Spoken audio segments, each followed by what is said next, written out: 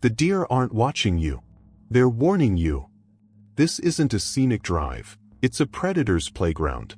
Deep in the forest, where pines choke out the sky and roads twist into nowhere, the red deer don't run. They stare. Antlers glint like bone chandeliers. Eyes glow crimson in your headlights. And if you stop, you'll hear it, the hum beneath the soil. Truckers who detour here vanish. Those who return, they babble about a road that lengthens at midnight, looping like a noose. Deer herds parting to reveal something on two legs, skinned raw. Voices in the static between radio stations follow the antlers. You're not lost. The forest chose you. The deer are just the audience. Roll up your windows. Ignore the hoofbeats pacing your car. And whatever you do, don't look at the rear view. The woods are hungry, and you're already prey. My name is Rachel Bennett, and I've been a nurse at Prince Rupert Regional Hospital for a decade.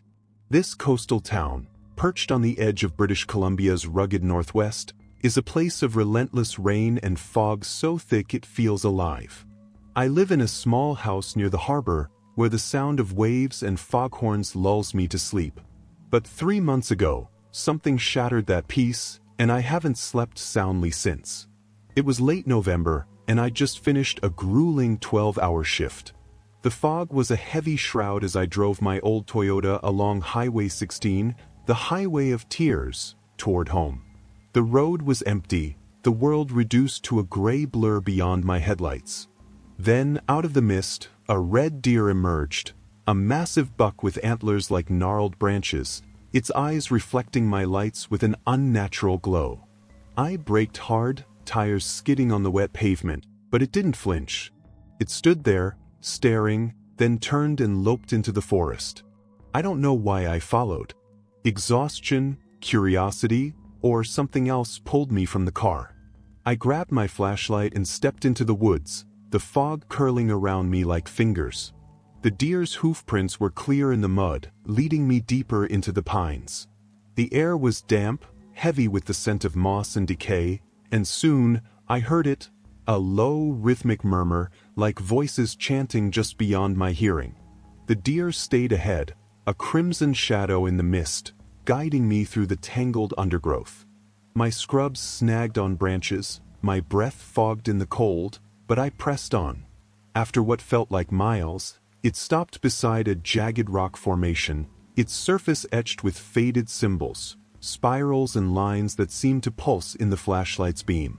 The murmurs grew louder, resolving into words, "Find us, free us."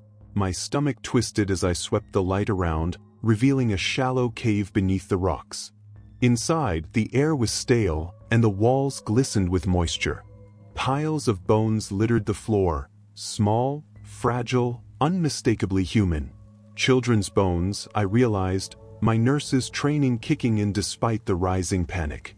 A rusted knife lay among them, its blade stained black. The deer stood at the cave's mouth, its eyes now a deep, glowing red, and the voices surged, "You see us now." I stumbled back, my flashlight catching glimpses of shadows, small figures darting at the edges of my vision, their whispers turning to wails. The deer advanced, its form stretching, antlers twisting into something monstrous. "You can't leave," the voices hissed, and the shadows lunged, cold hands brushing my arms. I ran, branches clawing at my face, the deer's hooves pounding behind me. The fog thickened, disorienting me, but I kept moving, driven by raw terror.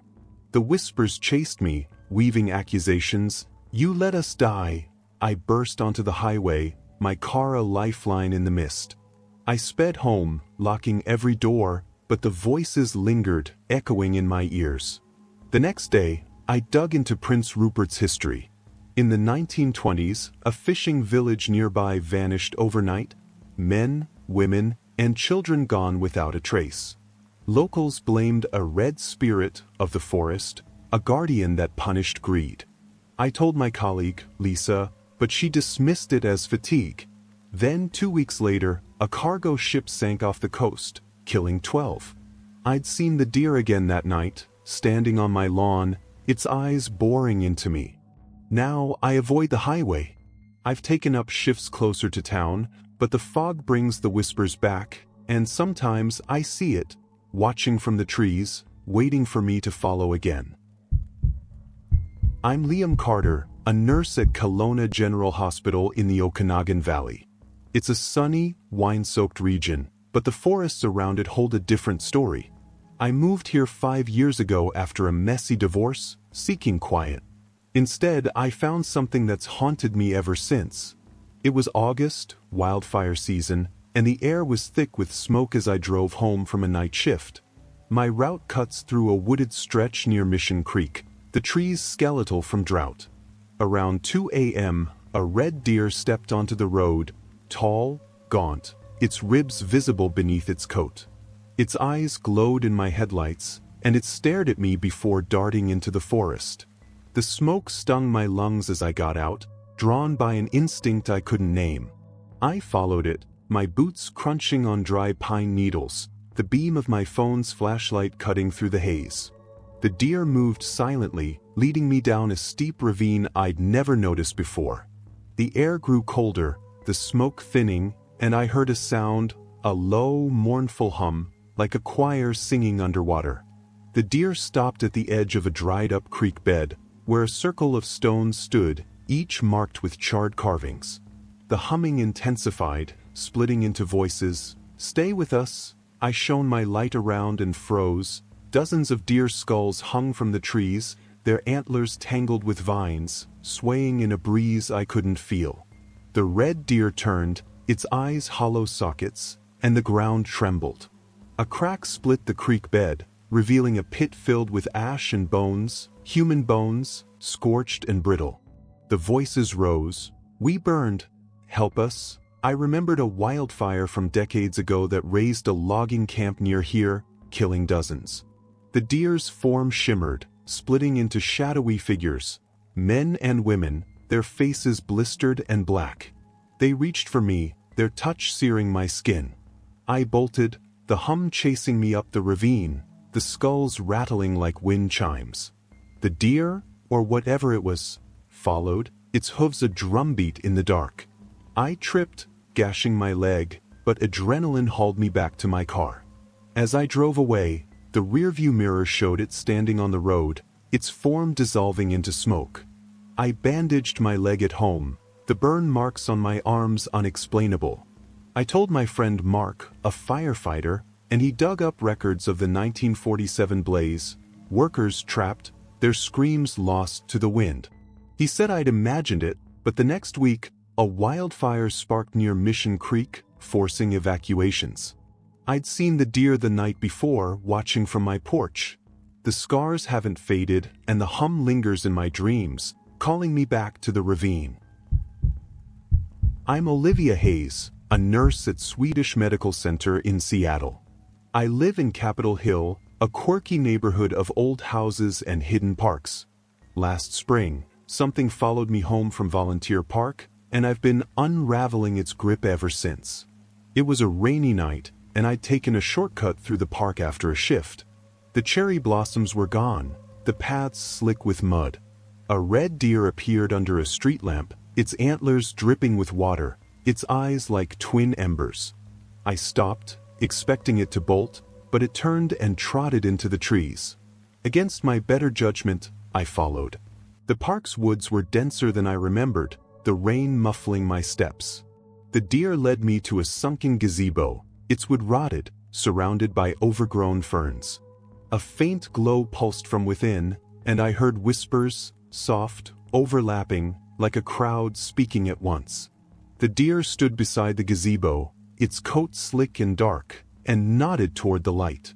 I climbed the steps, my sneakers squelching, and saw it, a pool of water in the floorboards, reflecting a crimson sky I didn't recognize.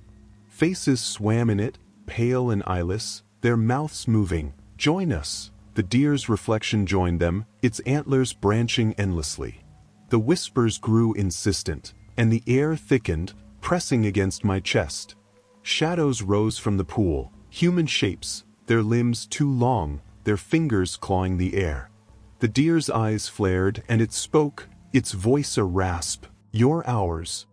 I backed away, but the shadows grabbed my ankles, cold and wet, pulling me toward the water.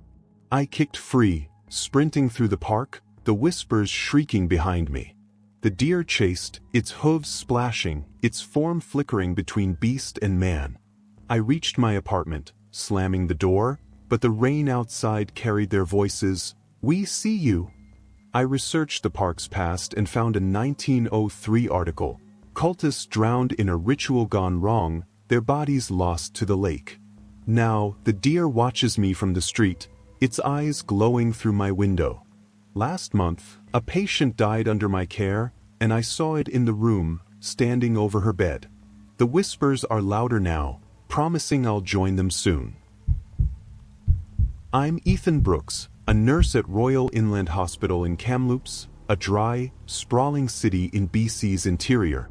I grew up here, knowing the hills and rivers like my own skin. But last fall, something in those hills found me. I was driving home after a night shift, the Thompson River glinting under the moon. A red deer crossed the road near Peterson Creek, its antlers catching the light. It stared at me, then bolted into the sagebrush. I parked and followed, the desert air biting my lungs, my flashlight bobbing over the rocky terrain.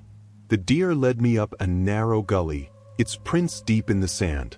The wind carried a sound, a hollow, echoing wail, like air through a cave. The deer stopped at a crevice in the hillside, its eyes glowing, and the wail sharpened into voices. "Come closer." I squeezed into the crevice, the walls tight against my shoulders, and emerged in a cavern. Skulls lined the walls, human, animal, all bleached white. A pool of black water sat in the center, rippling without a breeze. The voices chanted, "Stay, stay." The deer entered, its form elongating, its antlers scraping the ceiling. The pool bubbled, and hands broke the surface, pale, skeletal, reaching for me. The deer's voice boomed, "They need you." I recognized a patient's ring on one hand, a man I'd lost to a car accident years ago. The hands grabbed my legs, pulling me toward the water, their grip icy. I fought free, scrambling out of the cave, the deer's roar shaking the stone. The voices followed, pleading, accusing, "You failed us." I reached my truck, speeding away, but the wails clung to me. I found a story of a 19th century mining collapse near here, dozens trapped underground. Now, the deer appears on my shifts, watching from the parking lot. Patients whisper in their sleep, echoing the cavern's call. I'm afraid to go back, but the pull grows stronger. I'm Sophie Nguyen, a nurse at Nanaimo Regional General Hospital on Vancouver Island. I moved here for the ocean views, but the forests are what claimed me. Last winter, I met something I can't escape. It was a stormy night, and I was driving home along a coastal road near Piper's Lagoon. Rain lashed my windshield, and a red deer stepped into my path, its antlers stark against the lightning. It didn't move until I got out, then it bounded into the woods. I followed, the wind howling, my jacket soaked through. The deer led me through cedars to a lagoon, its waters churning. A shattered mirror stood on the shore, its frame twisted, reflecting fragments of the storm. Voices hissed from it. Look! The deer stood beside it, its eyes mirrored in every shard. I looked, and the reflections shifted. My face, then others, patients I'd lost, their expressions accusing. The voices screamed, "You let us die!" The deer's reflection grew, its antlers piercing the glass, blood dripping from the cracks. The mirror shattered outward, shards flying, and figures emerged, pale, broken versions of my patients, their hands clawing at me. The deer towered, its voice a growl, "Pay the price." I ran, glass cutting my arms, the figures chasing me through the storm. I reached my car, the voices fading, but the deer stood in the road, its eyes bleeding red. I drove past, trembling, the mirror's fragments glinting in my mind. I learned of a shipwreck off Nanaimo in 1890, survivors lost to the forest. Now, the deer watches me from the beach, and my reflection in every mirror shows their faces, waiting for me to break.